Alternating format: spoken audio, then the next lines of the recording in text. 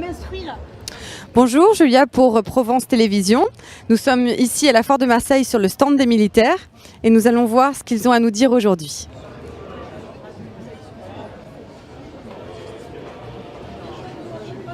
Bonjour, je suis capitaine, responsable de la communication de la Garde nationale. Donc, la Garde nationale a été créée suite aux attentats que la France a connus en novembre 2015 et durant les attentats de juillet à Nice en 2016. Donc, dans quelques jours, nous fêterons les 1 an de la Garde nationale. Donc c'est tout récent, mais ça regroupe en fait des composantes qui existaient déjà depuis très longtemps, puisque ça regroupe toutes les réserves opérationnelles du ministère des Armées, la réserve opérationnelle de la gendarmerie et la réserve civile de la police, qui relève du ministère de l'Intérieur. Nous sommes présents aujourd'hui à la Foire de Marseille pour présenter donc la Garde nationale. La Garde nationale, en fait, c'est toute personne, tout Français, qui dès l'âge de 17 ans peut intégrer la réserve, donc soit du ministère des Armées, soit du ministère de l'Intérieur, pour venir renforcer les armées et les forces de sécurité intérieure quelques jours par an en fonction de ses disponibilités. C'est un contrat rémunéré. La personne donc est soit étudiante, soit un emploi dans le civil autre, et durant ses week-ends, jours de repos, peut venir nous aider et renforcer les forces armées. Si vous souhaitez contribuer à la défense du pays et vous engager dans la Garde nationale, vous pouvez consulter le site internet www.garde-nationale.fr.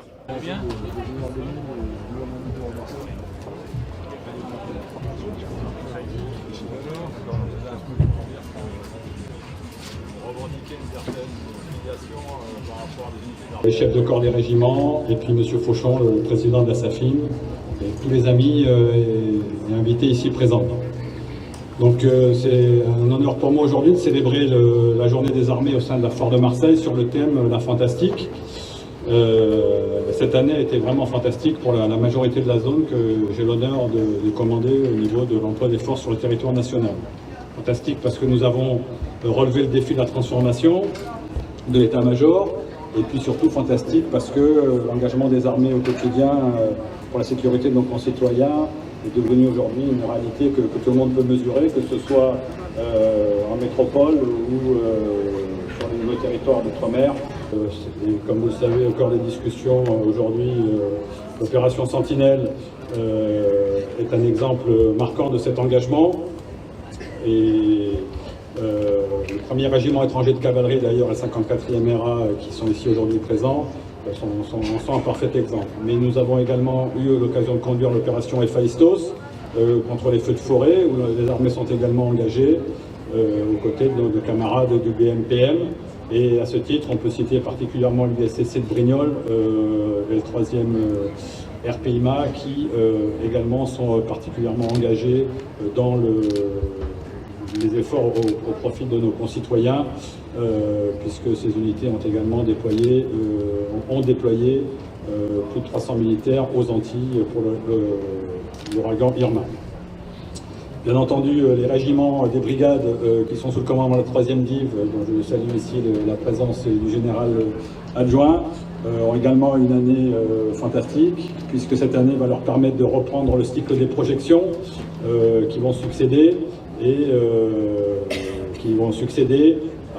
au rythme important qu'ils ont eu sur l'opération Sentinelle, donc ce qui me permet de rappeler que ce sont les mêmes militaires qui enchaînent Sentinelle, les opérations extérieures, Sentinelle, les opérations extérieures, dans un continuum qui font que leur professionnalisme est mis à l'épreuve et en exergue, aussi bien dans des opérations complexes purement militaires que dans des opérations tout aussi complexes, mais avec un caractère beaucoup plus civil dans le cadre d'une coopération avec le ministère de l'Intérieur. Et aujourd'hui, cette 3e division, dont les unités sont présentes ici, s'engage dans un cycle opération extérieure et est projetée notamment à Barkhane, avec à sa tête le général qui commande la 3e division.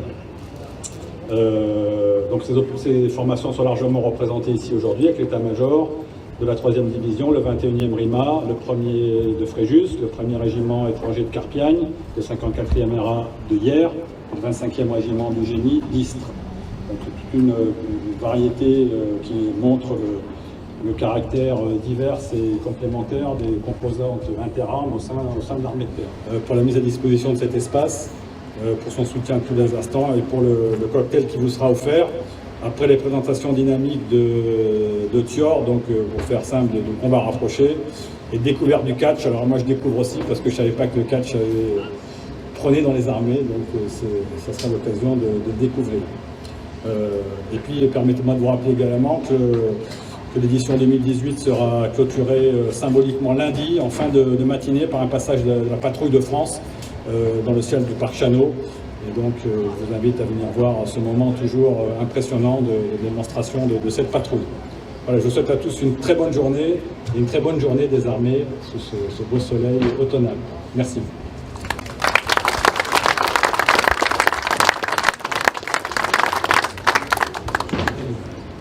Les patrons de la défense du sud de la France.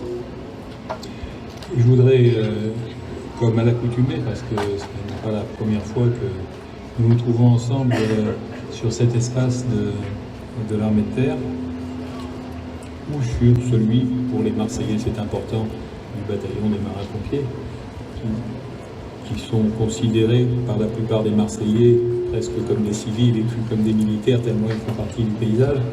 Mais en général, je voudrais à mon tour vous remercier pour la présence importante de l'armée, pour votre fidélité à cette foire de Marseille, qui est un des événements qui rythme la vie économique, commerciale et citoyenne tout simplement de Marseille, de sa métropole chaque année. Et vous êtes là avec l'ensemble des officiers généraux, des officiers et des hommes de troupe pour présenter non seulement une présentation statique, mais une présentation dynamique de ce que font l'ensemble des éléments de l'armée de terre dans notre région, sur le territoire national et dans des opérations notamment liées à des désastres climatiques.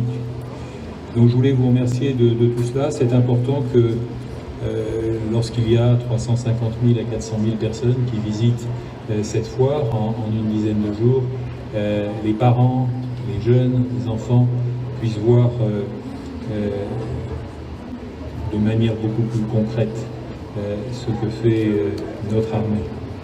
Et je voudrais en profiter pour demander de transmettre au général Auclé ou Auquier, parce que je ne sais pas comment on prononce son nom, me remercier pour effectivement le passage de la patrouille à la fin de la foire.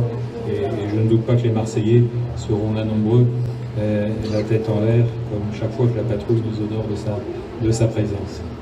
Mais je voudrais, avec la liberté de ton que mon âge vénérable permet, dire quelques mots supplémentaires sur la relation entre l'armée et la population.